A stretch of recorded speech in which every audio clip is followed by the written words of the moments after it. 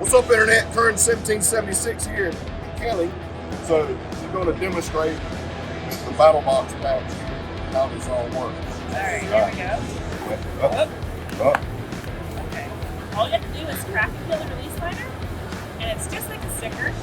Stick it on and press from the center out towards the edges.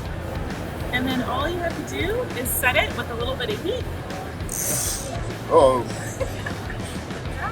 And then all you need is 30 seconds with a hair dryer, the sunshine, or a conventional dryer, and that'll set the patch permanently.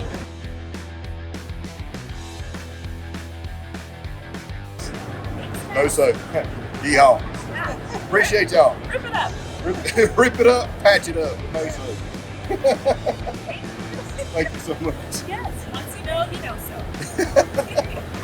See y'all on the next video. Yeah.